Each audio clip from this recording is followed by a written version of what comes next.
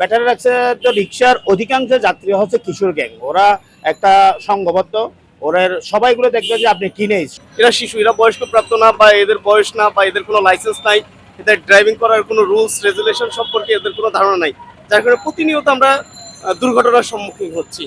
আমাদের এই যে হালকা মোটরযান সেক্টর, এগুলো অনেক দামি দামি গাড়ি, তারা এই গাড়িগুলোর সাথে লাগিয়ে দিতে একটু মিনিটে তারা সেকেন্ডও দ্বিধাবোধ করে না। ব্যাটারি রিক্সার অধিকাংশ যাত্রী হচ্ছে কিশোর গ্যাং। ওরা একটা সংঘবদ্ধ, ওদের সবাইগুলো দেখবে যে আপনি টিনেজ, সবাই 18 থেকে 22 বছর বা 15 থেকে 22 বছরের মধ্যে। আমি মনে করি আমাদের সিএমপি এবং হচ্ছে আমাদের সিটি কর্পোরেশনের মেয়র মহোদয় জনাব শাহাদাত ভাই, আমরা যদি একটা সঠিক পদক্ষেপ নিয়ে তাদেরকে কোন রাস্তায় চলাচল করবে, যে রাস্তাগুলোতে আমাদের প্রতিনিয়ত কি হয় না, এই মহানগরের বাসগুলা বা অন্যান্য যানবাহনগুলো মানুষের যাতায়াত কম, ওরা ওই রাস্তাগুলো যদি ওদেরকে যদি ফিক্সড করে দেয়, বা একটা সময় রাতের পরে 10টার পর রাত বা 9টার পর ওরা চালাতে পারবে, অন্য সময় পারবে না, এরকম একটা টাইম ফিক্স করে দিলে আমাদের যারা সাধারণ যাত্রী আছি আমরা ওদের উপদ্রব, স্পিড থেকে বা আমাদের দুর্ঘটনা প্রবণ থেকে আমরা বেঁচে থাকতে পারবো বলে আশা করি। অ্যাকচুয়াল ব্যাটারি চালিত রিক্সা যে বন্ধ করতেছে, এটার কিছু ভালো দিক আছে, কিছু খারাপ দিক আছে। ভালো দিকের ভিতরে বা খারাপ দিকের ভিতরে খারাপের পরিমাণটা অনেক বেশি আমরা দেখতে পাচ্ছি।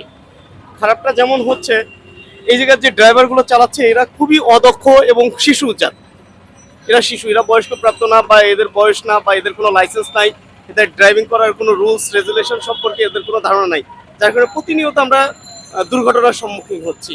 আর এই দুর্ঘটনা থেকে আসলে খারাপের দিকে যাচ্ছে।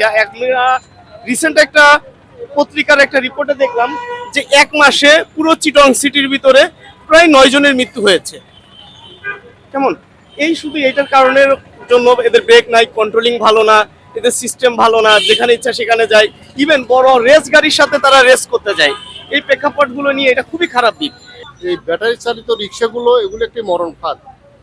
এই রিক্সাগুলা তারা ভিতর থেকে মূল সড়কে উঠে পুরো শহরকে একটা পরিবেশ নষ্ট করে ফেলছে। এখন যেখানে সেখানে তারা দামি দামি গাড়িগুলা, আমাদের এই যে হালকা মোটরযান সেক্টর, এগুলো অনেক দামি দামি গাড়ি, তারা এই গাড়িগুলোর সাথে লাগিয়ে দিতে একটু মিনিটে তারা সেকেন্ডও দ্বিধাবোধ করে না। এই গাড়িগুলা মূল শহর থেকে উঠানো অত্যন্ত জরুরি প্রয়োজন মনে করি। জনগণের জানমালের নিরাপত্তার জন্য এই গাড়িগুলো মূল সড়ক থেকে উঠে দেওয়ার অত্যন্ত জরুরি। প্রশাসন আজকে যেই 2 দিনে যে অভিযান চালাচ্ছেন, এজন্য আমি আমার হালকা মোটরযানের পক্ষ থেকে প্রশাসনের কাছে অনেক আন্তরিক ধন্যবাদ জানাই। তারা এই অভিযান অব্যাহত রাখতে হবে।